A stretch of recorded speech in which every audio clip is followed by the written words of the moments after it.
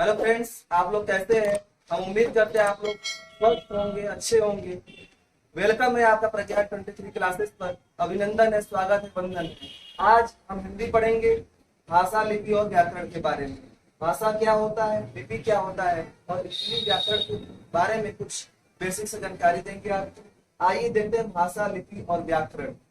भाषा क्या होता है, लिपि क्या होता है और व्याकरण क्या होता है। आइए देखते हैं भाषा, लिपि और व्याकरण के बारे में। पहले हम भाषा देखेंगे। भाषा, भाषा क्या होती है? भाषा अपने विचारों को आदान प्रदान करने का जरिया होता है। भाषा अपने विचारों को आदान प्रदान करने की जरिया होती है। जिस भाषा से किसी को हम बोलकर अपने विचारों को व्यक्त करते हैं और उनके विचारों को हम सुनकर अपनाते हैं या लिख कर पढ़ते हैं या लिखकर हम किसी को अपनी बात समझाते हैं या उनका पढ़कर समझते हैं, वो भाषा कहलाती है। आइए भाषा का परिभाषा देखें।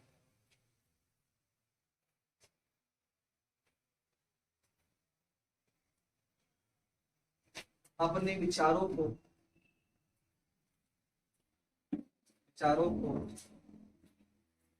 आदान प्रदान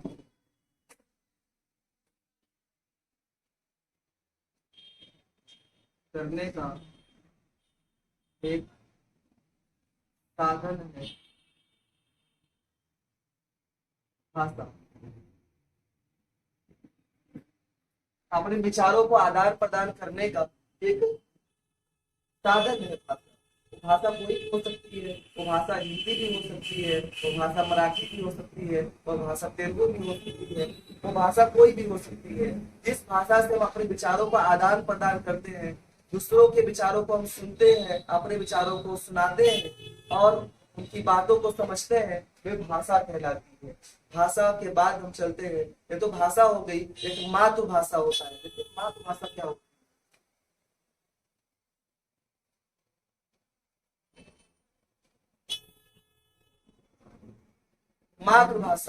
मातृभाषा क्या होती है? जब बालक अपने परिवार से, अपने माता पिता से कोई भाषा सीखता है और उस भाषा को वो समझता है, वह जानता है, उस भाषा में जो है बातचीत करना जानता है, उस भाषा में कुछ समझने की कोशिश करता है, तो उसकी मातृभाषा कहलाती है। वो बालक जो है अपने परिवार के सदस्यों से, अपने आसपास से, अपने पड़ोस से जो भाषा को ग्रहण करता है, वो उसकी शुरुआती भाषा होती है। और शुरुआती भाषा जो अपने पेरेंट्स से, अपने माता पिता से पाया गया बालक सीखता है, वो मातृभाषा होता है। आइए मातृभाषा की कुछ परिभाषा भी देखते हैं। बालक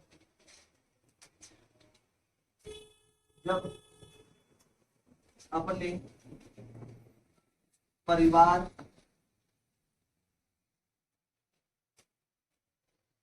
से भाषा को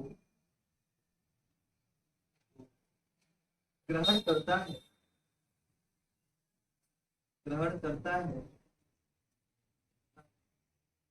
तो वह भाषा उसकी मातृभाषा कहलाती है।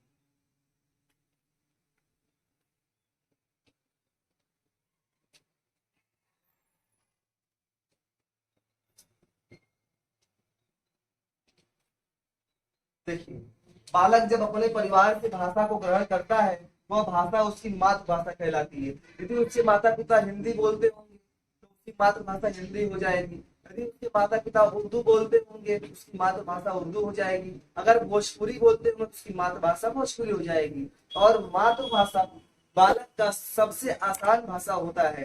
वह मातृभाषा में सभी चीजों को सीखने का प्रयास करता है। जितना आसानी से उसको मातृभाषा में कुछ भी समझ में आता है, उतना अन्य भाषा में नहीं समझ पाता है। क्योंकि मातृभाषा वो जन्म से ग्रहण करता है और अपने माता पिता से ग्रहण करता है। जो माता पिता उसके आस पास पड़ोस में बोला जाएगा, वो उसकी मातृभाषा बन जाता है। आइए हम तीसरा पॉइंट चलते हैं, राष्ट्रभाषा। राष्ट्रभाषा क्या होता है?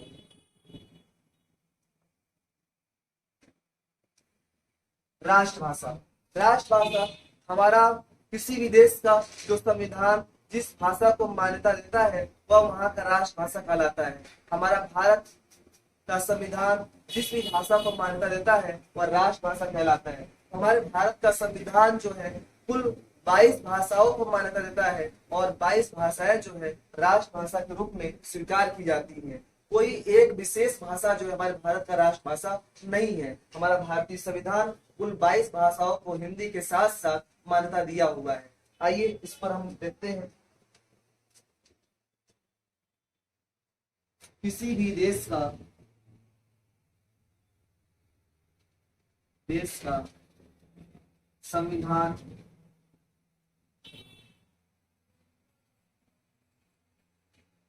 इस भाषा को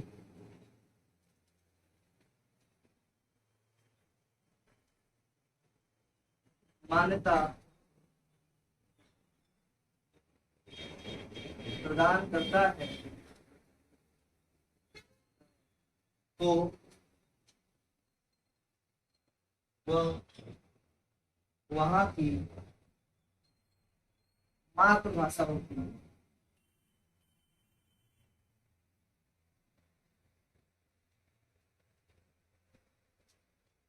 किसी भी देश का संविधान जिस भाषा को मान्यता प्रदान करता है वह भाषा वहाँ की यहाँ राष्ट्रभाषा होगा, वह वहाँ की राष्ट्रभाषा होती है।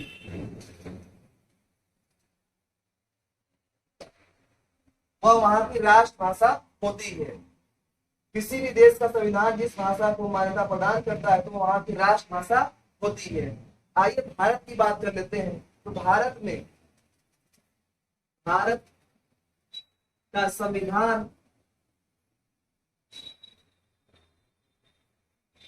कुल भाषाओं को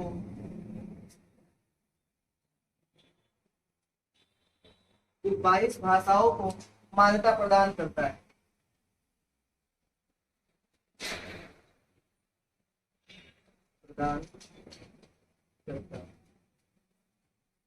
हमारा भारतीय संविधान कुल 22 भाषाओं को मान्यता प्रदान करता है। हमारे यहाँ कुल 22 भाषाओं को हमारे संविधान में मान्यता दे रखा है। उसमें हिंदी भी शामिल है, उसमें मराठी भी शामिल है, उसमें मलयालम भी शामिल है, उसमें आपका अंग्रेजी भी शामिल है, उर्दू भी शामिल है। इस तरह कुल 22 भाषाएं हैं जिसको हमारा भारत का संविधान ने जो है मान्यता दिया है। यदि आपसे कोई पूछे भारत का राष्ट्रीय भाषा कौन सा है तो भारत का राष्ट्रीय भाषा कोई भी नहीं है। भारत का राष्ट्रीय भाषा मुख्य रूप से कोई भी नहीं है। कुल 22 भाषाओं को हमारा संविधान मान्यता देता है। हिंदी हमारे भारत का राजभाषा अभी तक घोषित नहीं किया गया है। हिंदी को अभी तक राष्ट्रभाषा के रूप में स्वीकार नहीं किया गया है। सरकारें काम कर रही हैं, करना चाहिए, लेकिन अभी तक नहीं किया गया है। यदि अभी तक पूछा जाए कि भारत का राष्ट्रभाषा क्या है तो भारत का राष्ट्रभाषा कुल 22 भाषाएं संविधान जिसको मान्यता देता वही राष्ट्रभाषा है। हिंदी कोई राष्ट्रभाषा अभी तक घोषित नहीं किया गया है। आइए आगे देखते हैं। भारतीय संविधान द्वारा मान्यता प्राप्त कुल 22 भाषाओं का नाम, यहाँ पे कुल 22 भाषाओं का नाम बता रहे हैं हम। जो भारत का संविधान, जो भारत का देश का संविधान ने मान्यता दिया है, कुल 22 भाषाओं को मान्यता दिया है। आइए बारी बारी से उनके बारे में हम जान लेते हैं। हिंदी, पहला है हिंदी। हिंदी जो है पूरे भारतवर्ष में अधिकांश क्षेत्रों में हिंदी बोला जाता है, या तो हिंदी से निकली भाषाएं बोली जाती हैं, लेकिन भारत में अधिकांश रूप से हिंदी को स्वीकार किया जाता है, या हिंदी से ही निकली गई कुछ उपभाषाएं होती हैं उनको माना जाता है।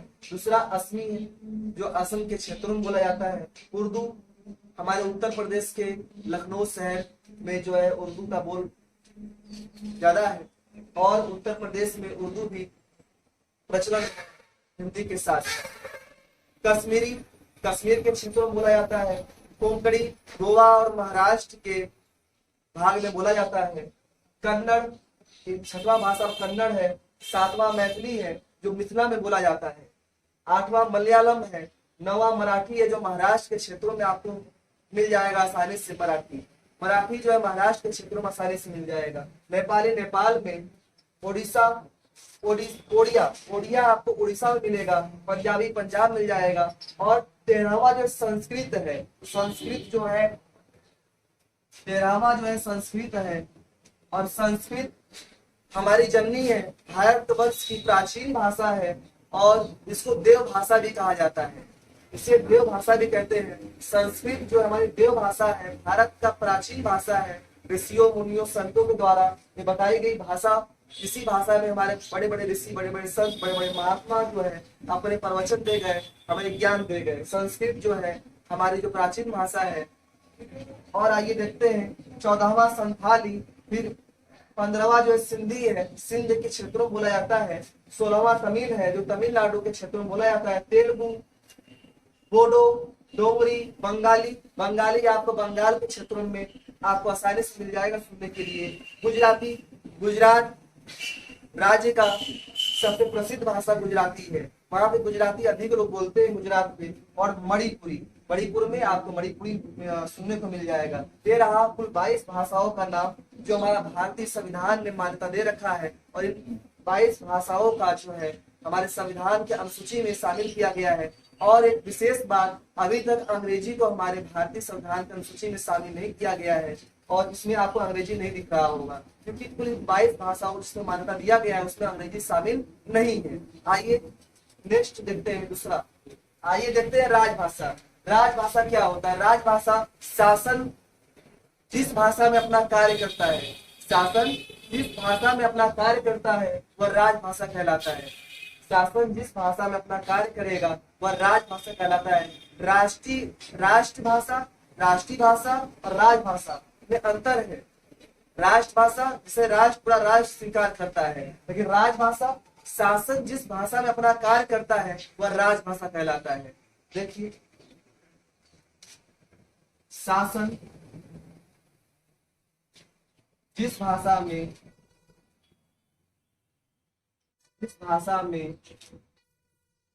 अपना कामकाज करता है उसे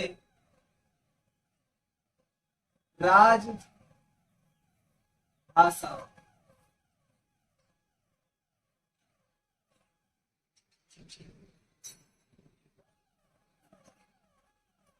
शासन जिस भाषा में अपना काम काज करता है उसे राजभाषा कहते हैं। शासन जिस भाषा में अपना काम काज करता है उसे राजभाषा कहते हैं। वह राजभाषा होता है जिसमें हमारा शासन काम काज करता है। और राजभाषा हमारा हिंदी है। राजभाषा जो है हमारा हिंदी है। राजभाषा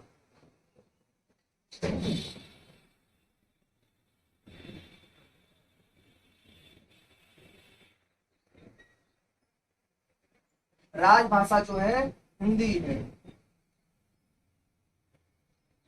राजभाषा हमारा जो है हिंदी है। भारतीय संविधान के अनुसार अनुच्छेद 343 के अनुसार भारत के शासन में जो शासन जो है काम काज जो करता है उसे हम राजभाषा कहते हैं। और भारतीय संविधान अनुच्छेद 343 के तहत हमें हिंदी को मान्यता दिया गया, राजभाषा के रूप में जो है स्वीकार किया गया है। आइए देखते हैं भारतीय संविधान अनुच्छेद 343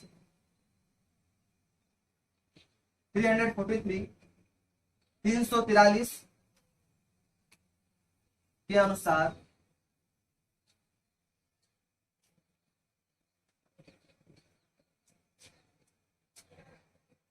हिंदी को राजभाषा के रूप में स्वीकार किया गया है।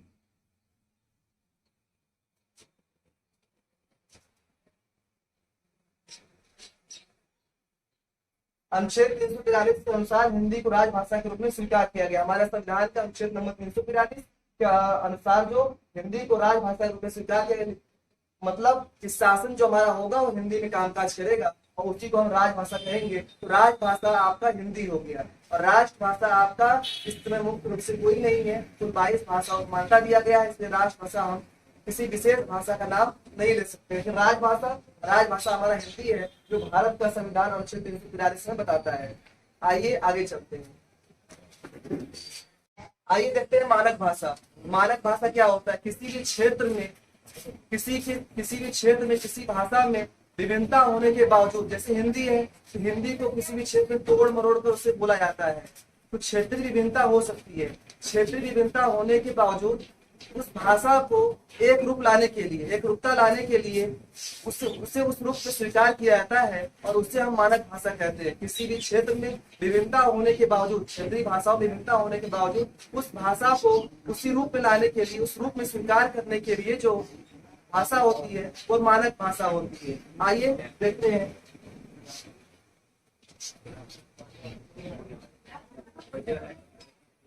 भाषा में क्षेत्रीय विभिन्नता होने के कारण उस भाषा को रूप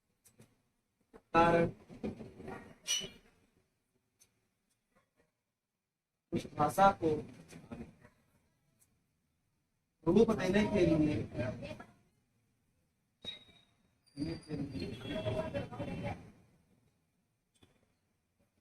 उस भाषा में स्वीकार किया जाता है।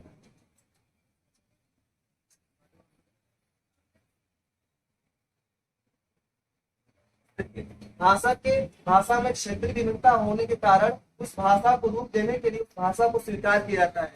जैसे हिंदी है तो हिंदी में क्षेत्रीय विभिन्नता हो सकता है, और जब क्षेत्रीय विभिन्नता होगा तो उसे क्षेत्रीय विभिन्नता के कारण जो है उस भाषा को हम स्वीकार कर लेंगे। जैसे साहित्य रचना होता है तो ब्रज भाषा अलग होता है, ठीक, तो उसमें ब्रज का भाषा जो है हिंदी ही है, लेकिन वो ब्रज में चलता है, तो उस भाषा को हम हिंदी में स्वीकार कर लेते हैं और वही मानक भाषा होती है।